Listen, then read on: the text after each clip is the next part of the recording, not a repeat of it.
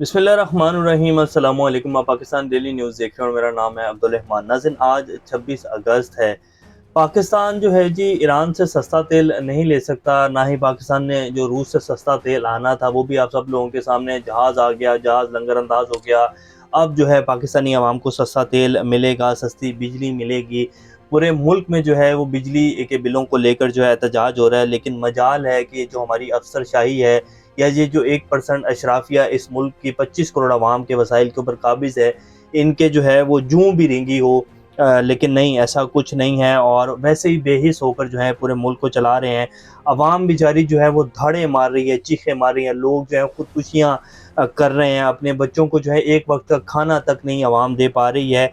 लेकिन मजाल है कि ये जो ऊपर हमारे बैठे हुए हैं, जो हमें पिछले 75 साल से गधों की तरह हाँक रहे हैं, उनके सर पर जो है वो जूं तक रिंगी हो। अब बिजली के बिलों को लेकर जो है पूरे पाकिस्तान में एहतजाज हो रहा है और इस हवाले से कुछ अपडेट्स हैं आपके सामने रखेंगे कि क्यों ये टैक्सेस जो हैं वो बढ़ाए जा रहे हैं। आईएमएफ ने एक नया मुतालबा जो है बड़ा सख्त मुतालबा पाकिस्तान से कर दिया है। वो क्या है? पीपल्स पार्टी जी एक नया टर्न लेने जा रही है। कल उनकी मरकज़ी क़यादत का इजलास हुआ है जिसमें एतजाज़ अहसन साहब जो हैं वो शरीक थे और बड़ी लंबी एक उन्होंने ब्रीफिंग दी है पीपल्स पार्टी को। वो तस्वीर भी आपकी स्क्रीन के ऊपर चलाएंगे। ये वही एतजाज़ अहसन साहब हैं जो कि इमरान खान साहब के हक़ में आप सब लोग जानते हैं कि पिछले 1 साल के अंदर वो किस तरह खड़े हुए हैं। उन्होंने बताया कि कैसे-कैसे जो है वो पाकिस्तान में आइन और हकूक़ को जो है, इंसानी हकूक़ को जो है वो सलब किया जा रहा है और पामाली की जा रही है इंसानी हकूक़ की। तो उन्होंने जो है कल मीटिंग में वो शामिल हुए हैं। उनकी बुनियादी रुकनियत भी मुअत्तल कर दी थी पीपल्स पार्टी ने। वो भी इसी साल, 1.5 साल के अंदर हुआ है, लेकिन कल वो शरीक थे और बड़ी लंबी ब्रीफिंग दी है उन्होंने। वो किस हवाले से दी है, अब पीपल्स पार्टी क्या करने जा रही है, आपके सामने रखेंगे। निगरान वज़ीर-ए-आज़म साहब से जी अमरीकी सफ़ीर डोनाल्ड ब्लूम की मुलाकात हुई है। इसी तरह कल जो है अमरीकी सफ़ीर की मुलाकात chief election commissioner Sikandar Sultan Raja से हुई। वो मुलाकात भी हुई। आज निगरान वज़ीर-ए-आज़म साहब भी वो मिले हैं। चीफ़ इलेक्शन कमिश्नर साहब को सदर साहब ने भी ख़त लिखा था कि जी आप मेरे से आएँ, मिलें और इलेक्शन के बारे में बात करनी है। लेकिन चीफ़ इलेक्शन कमिश्नर पाकिस्तान के सदर को मिलने नहीं जाता है। अमरीकी सफ़ीर आता है तो उससे मुलाकात होती है और अमरीकी सफ़ीर निगरान वज़ीर-ए-आज़म से भी मिल रहा है। वो भी तफ़सीलात आपके सामने रखेंगे। जज हुमायूं दिलावर को जी उनके ओहदे से हटा दिया गया है, एडिशनल सेशन जज का जो ओहदा था। क्या जज हुमायूं दिलावर से सिर्फ यही काम लेना था? इमरान खान को जो है वो सज़ा दिलवानी थी और एक पहले से लिखा हुआ फ़ैसला जो है वो सुनवाना था। ये काम लिया जाना था या इसके पीछे कुछ और है जो उनको ओएसडी बनाया गया? ये भी तफ़सीलात आपके सामने रखेंगे। सुप्रीम कोर्ट बार एसोसिएशन ने जी इस्लामाबाद हाई कोर्ट से एक बड़ा मुतालबा कर दिया है। वो क्या है वो भी आपके सामने रखेंगे। इससे पहले अगर आप लोगों ने चैनल को सब्सक्राइब नहीं किया तो रेड बटन को प्रेस कर लें और बेल आइकॉन को भी प्रेस कर लें ताकि लेटेस्ट अपडेट्स आप लोगों को मिलती रहें। ये जो हमारा ताल्लुक है ऐसे ही जुड़ा रहे। इंडिया रूस से सस्ता तेल लेकर जो है वो दुनिया को बेच सकता है। पाकिस्तान जो है रूस से तो सस्ता तेल क्या लेना था पाकिस्तान ईरान से सस्ता तेल जो है वो लेकर अपनी आवाम को नहीं पहुंचा रहा है। अब आप लोग ये भी सोच रहे होंगे कि ईरान से तो बहुत बड़ी स्मगलिंग, हज़ारों की तादाद में गाड़ियां जो हैं, वो तस्वीर भी हो सका तो आपकी स्क्रीन के ऊपर चला देंगे कि डेली की बेसिस के ऊपर कितनी बड़ी तादाद में गाड़ियां जो हैं वो ईरान से सस्ता तेल लेकर जो है बलूचिस्तान में एंटर होती हैं। और फिर वो तेल कहाँ जाता है, वो क्या आवाम को मिलता है? तो ऐसा बिल्कुल नहीं है। अगर आप क्वेटा में जाएँ तो वहाँ उस तेल की अगर आप कीमत देखें तो वो पाकिस्तानी रुपयों में जो है, जो पाकिस्तान में इस टाइम तेल की कीमत है इस टाइम 280-90 के ऊपर पहुँचा हुआ है, तो वो 20 रुपए कम जो है पूरे बलूचिस्तान में बिकता है। और बाकी जो इतना बड़ा प्रॉफ़िट है जो ईरान से सस्ते तेल की मद में, पाकिस्तान में कौन लोग हैं जो ये इतनी बड़ी तादाद में स्मगलिंग करवाते हैं और अरबों-खरबों रुपए जो है मंथली बेसिस पर लोग कमा रहे हैं। अब क्या कोई वो आप हम जैसे लोग हैं जो इतनी बड़ी स्मगलिंग करवाते हैं, या कोई एमएनए एमपी है तो उसकी भी औकात नहीं है कि वो ईरान से इतनी बड़ी तादाद में स्मगलिंग करवाए? तो कौन लोग हैं जो इतनी बड़ी तादाद में स्मगलिंग करवाते हैं? कौन लोग हैं जिनके पास इतना बड़ा कंट्रोल है? आप लोग बेहतर फैसला कर सकते हैं। तो बात ये है कि जी पाकिस्तानी अवाम को रिलीफ देना, ये बिल्कुल भी, ये जो हमारी ऊपर अशराफिया बैठी हुई है या जो इस मुल्क के 25 करोड़ अवाम के वसाइल के ऊपर काबिज़ हैं, इनके बिल्कुल भी उसमें नहीं है कि हमने अवाम को रिलीफ देना है। ये सिर्फ आके ढोंग रचाते हैं, आके जो है नारे लगाते हैं, तकरीरें करते हैं कि जी हमें अवाम का बड़ा फ़िक्र है, हम अवाम के लिए जो है वो रिलीफ लाएँगे, हम जो है कोशिशें कर रहे हैं, पाकिस्तान को दिन दुगनी रात चुगनी तरक्की देंगे, पाकिस्तान को दुनिया की कोई ताकत जो है वो तरक्की करने से नहीं रोक सकती। ये सिर्फ डायलॉग की हद तक है। अगर 75 साल में कोई एक भी पॉलिसी, आप लोग खुद बेहतर फैसला कर सकते हैं, कोई एक भी पॉलिसी जो है पार्लियामेंट में पाकिस्तानियों के हक़ के लिए नहीं बनाएगी, पाकिस्तानी के बेहतर मुफ़ाद के लिए जो है वो नहीं बनाएगी और इसके बारे में वाज़ेह पाकिस्तान के जो साबिक वज़ीर-ए-आज़म शाहिद खान अब्बासी साहब कह चुके हैं कि एक भी पॉलिसी जो है वो पाकिस्तान ने 75 साल में अवाम के लिए नहीं बनाई, सिर्फ अपना इक़्तिदार कैसे चमकाना है, अपना कंट्रोल कैसे बरकरार रखना है, कैसे 25 करोड़ अवाम को जो है वो गधों की तरह हाँकना है, कैसे इनके ऊपर मज़ालिम करने हैं।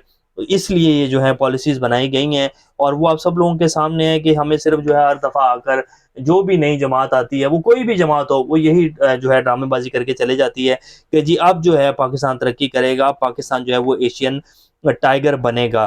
पीपल्स पार्टी की जी मरकज़ी क़यादत का इजलास हुआ है जिसमें तमाम सीनियर रहनुमा, ये तस्वीर आपकी स्क्रीन के ऊपर चल रही है, एतज़ाज़ हसन, साबिक वज़ीर-ए-आज़म यूसुफ रज़ा गिलानी साहब और जो राजा परवेज़ अशरफ साहब, जितने सीनियर रहनुमा हैं पीपल्स पार्टी के, और वो लोग जो पीपल्स पार्टी की बुनियाद हैं, जिन्होंने बड़ी मेहनत की है पीपल्स पार्टी को यहाँ तक लाने में, सब लोग शामिल थे। तो उसमें एतज़ाज़ हसन साहब का भी नाम सर-ए-फ़हरिस्त आता है और बड़े पुराने रहनुमा हैं, तो वो भी कल शामिल थे मरकज़ी क़यादत में। ये वही एतज़ाज़ हसन साहब हैं जिनकी बुनियादी रुकनियत भी जो है वो कुछ अर्सा पहले मुअत्तल की गई थी इमरान खान साहब का साथ देने के ऊपर और कुछ प्रेस कॉन्फ्रेंसें करने के ऊपर कि जी ये कैसे हो सकता है, आइन को पामाल किया जा रहा है, आइन की खिलाफ वर्जियाँ की जा रही हैं, तो उसके ऊपर कुछ नाराज़गी का इज़हार किया गया था पीपल्स पार्टी की तरफ से और बुनियादी रुकनियत भी मुअत्तल की गई थी। लेकिन अब कल जो है एतज़ाज़ हसन साहब मरकज़ी क़यादत के इजलास में शामिल हुए और उन्होंने आइन के ऊपर और इलेक्शंस के ऊपर जो है बड़ी एक लंबी ब्रीफिंग जो है वो तमाम रहनुमाओं को दी है।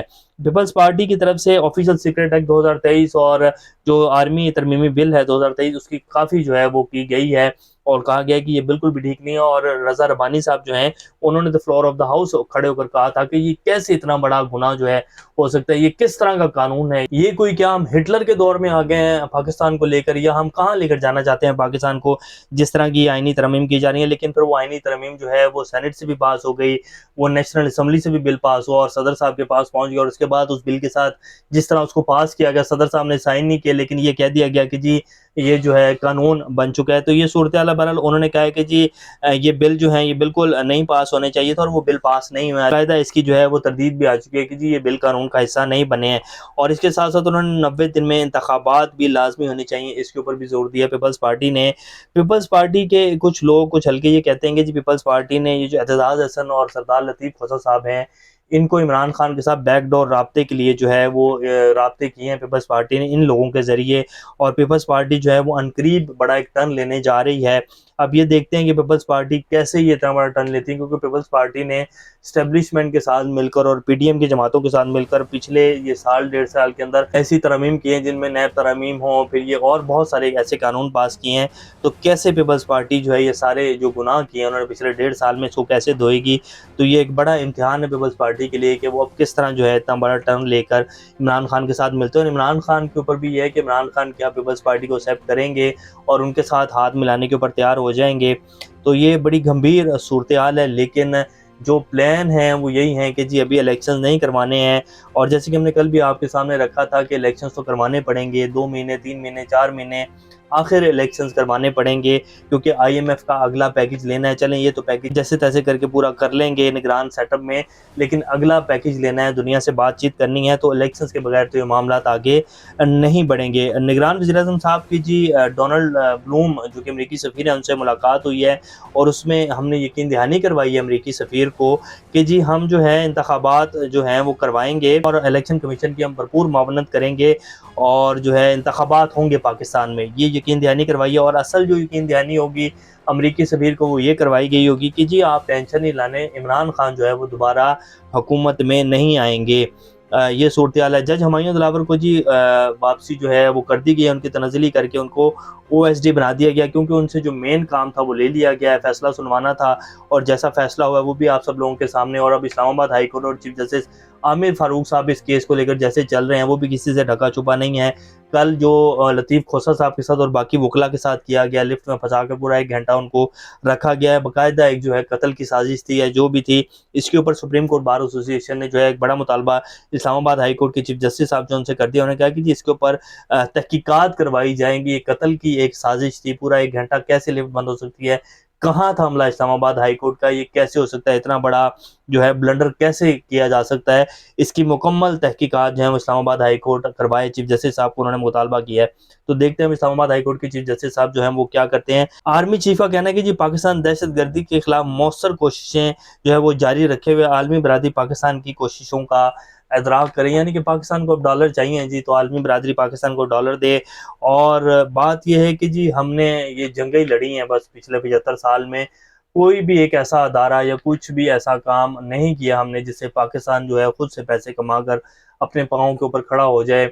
सोवियत यूनियन से लेकर अब अगर आज तक की आप तारीख उठा लें तो कम से कम पिछले 40, 50, 60 साल जो हैं, 40, 50 साल तो मिनिमम जो है बनते हैं कि पाकिस्तान ने जंगें लड़ी हैं, और इन्हीं जंगों के एवज जो है पाकिस्तान ने बाहर से डॉलर लिए और अपने आप को जो है वो चलाया है, और इकॉनमी में बेहतर होती रही है। जब जंगें ख़त्म होती हैं इकॉनमी फिर जो है ज़बरदस्त हो जाती है, जैसे कि आपके सामने अब इस टाइम की सूरत हाल। तो ये जी हमारे आर्मी चीफ कह रहे हैं, और आलमी बरादरी को हमारी जो कोशिश है उनका इदराक करना चाहिए। और जैसे कि इमरान खान साहब कहते हैं कि जी हमने किराए के कातिल होने का बड़ा अच्छा सबूत दिया है, और गंद कोई डालकर जाता है, साफ जो है वो पाकिस्तानी कौम और पाकिस्तान के जो अदारे हैं उन्हें करना पड़ता है, और पिछले 75 साल से काम उन्होंने बड़े अच्छे से किया है। IMF ने जी दोबारा पाकिस्तान पर जो है वो सख्ती से मुआहदे के ऊपर अमल दरामद का मुतालबा कर दिया। उन्होंने कहा कि जी एक्सचेंज रेट के ऊपर कोई भी आप वो जो है वो नहीं लगाएंगे रिस्ट्रिक्शन, और डॉलर का जो एक्सचेंज रेट है इसको फ्री फ्लोट जो है रहने देंगे, और तमाम जो आपने हमारे साथ जो है वो शराइ तय की थी उनके ऊपर जल्द अज जल्द जो है अमल दरामद करें, हमें हमारा पैसा वापस चाहिए अगर आप लोगों ने अगला जो है हमसे पैकेज लेना है। और ये सूरत हाल है, अगला पैकेज लेना भी पाकिस्तान की मजबूरी है। जो मर्जी कर लें, ये निगरान सेटअप हो या दोबारा ये चीचों का मुरब्बा बनाकर बिठा दिया जाए PDM की हुकूमत, इनसे मुल्क अब नहीं संभलेगा। जब तक मुल्क में साफ और शफाफ इलेक्शन नहीं होंगे पाकिस्तान अब अपने पाँव पर खड़ा नहीं हो सकता, जितनी मर्जी कोशिशें करके देख लें। तो ये भी लेटेस्ट अपडेट थी। इंशाल्लाह नेक्स्ट अपडेट से दोबारा आप लोगों के सामने आ जाऊंगे, तब तक अपना और का ख्याल रखिएगा। अल्लाह हाफिज़।